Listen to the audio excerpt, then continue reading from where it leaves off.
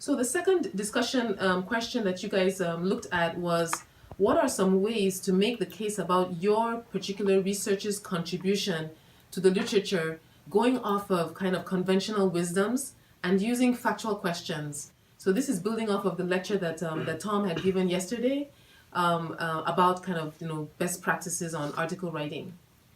So Tom, I think we'll just talk about some of the times and where we've actually used conventional wisdoms as the basis for research, or have actually found that our research contribution was kind of based on kind of demystifying or debunking these myths or conventional wisdoms.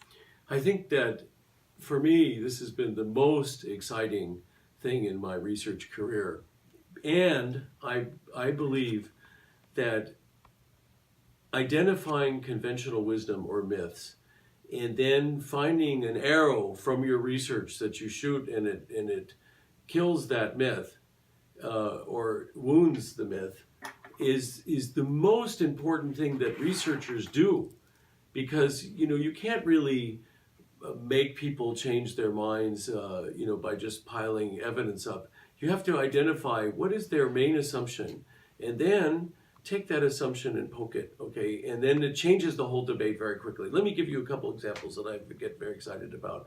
One is back in when I did my postdoc, this is some years ago, in Burkina Faso.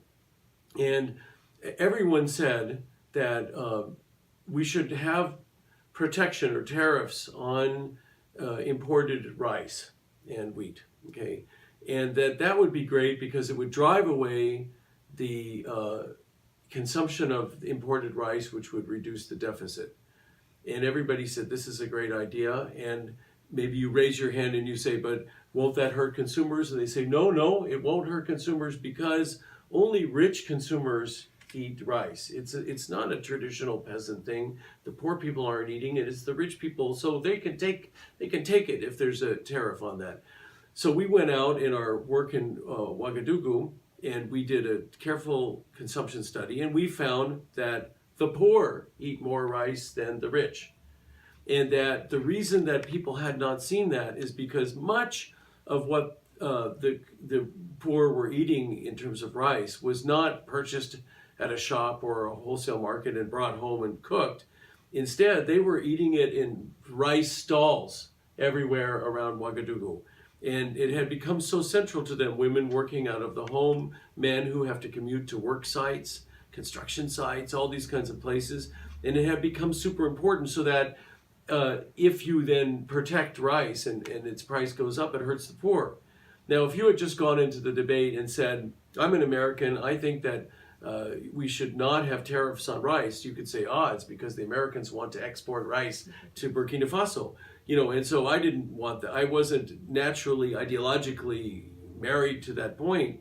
So instead, I just wanted to see, is this going to hurt the poor or not? And coming in and showing everyone that the poor ate more rice than the rich changed the whole debate. Another one that I've done with Saweda here that's been so exciting is every time I did a value chain study in Africa or Asia, and I would go to an audience, whether policymakers, researchers, and I would say, traditionally, everyone assumes that there's tied output credit market links, which means that the exploitative trader comes to the farmer, gives an advance at the start of the season to tie the farmer down. And then when at the end of the season and the farmer's to sell, he must sell to the trader who gave him the advance of money or inputs.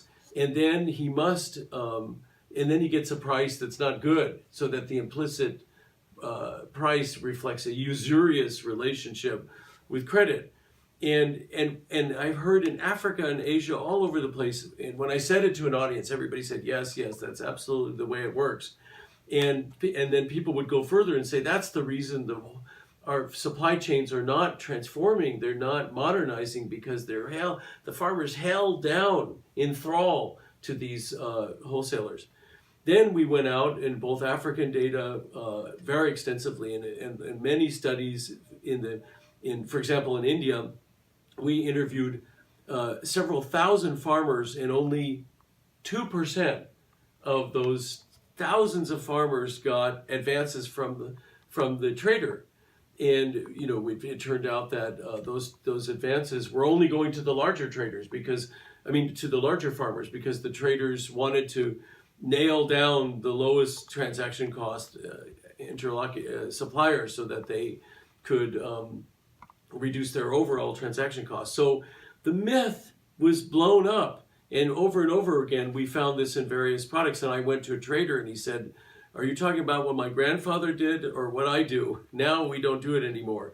And even better to question the conventional wisdom was that we found out why it was not happening anymore. That now there's rural non-farm employment, there's roads, there's competition among traders, there's many ways out of having to use that advance, so that the new fact against the wisdom and an explanation were together sufficient to start destroying the myth.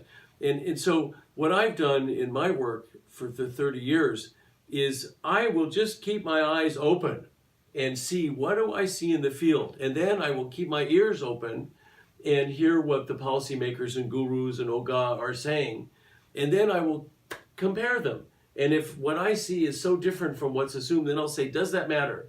And then if it matters a lot and it'll change the debate, if one tests that hypothesis, that's what I do.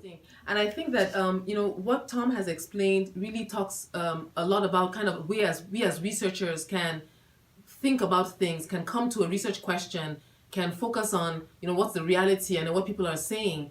And then I think that also many of us who are doing research in Africa now also have an additional opportunity, because only recently has there been this increased availability of data that we can actually test a lot of these conventional wisdoms. And so now there's data set, like he mentioned, the work on tide credit. We actually looked at this across various African countries using the LSMS ISA data, which is data that is now becoming more and more available in many different countries, collected by the World Bank alongside the National Bureau of Statistics in different countries. And so one example of how I've also used already existing data is in Nigeria is in the fertilizer use kind of discussions. So a lot of times there's discussion and there's all this conventional wisdom that fertilizer use in sub-Saharan Africa is so low. And actually that might be true in many countries, but it's something that people have been saying for decades and haven't always checked to see whether the current data still continues to reveal that truth. And so actually I came to the topic also thinking the same thing, and then went to look at this data available for Nigeria, and I looked at it for several countries, but focused on Nigeria, and actually found that this was not really the case. So this is kind of going back to this idea of factual questions. Just asked what share of farmers are actually using fertilizer, and I did it by crop, and actually found that in many cases, for example, cereal crops, you had many times over 60% of farmers using fertilizer. And then when you actually now looked at those farmers who are using, what quantity of fertilizer are they using, we found out that their use rates were actually very high. In fact, I found that they were surprisingly high. And so what we did was say, okay, wait, what's going on here? Let's take this factual question and understand who's using, how much are they using, and is the quantity that they're using actually consistent with what one would expect of a profit maximizing farmer? Because many times we come to this question as just saying, oh, farmers are not doing this and they're being irrational, or why are they not using this technology that we think should increase their productivity? But actually, if you model it properly, taking into account the market situation farmers are facing, that is the prices they're facing for inputs, output, transportation costs, other transactions costs, you actually find that farmers are actually quite rational. And that's exactly what we found.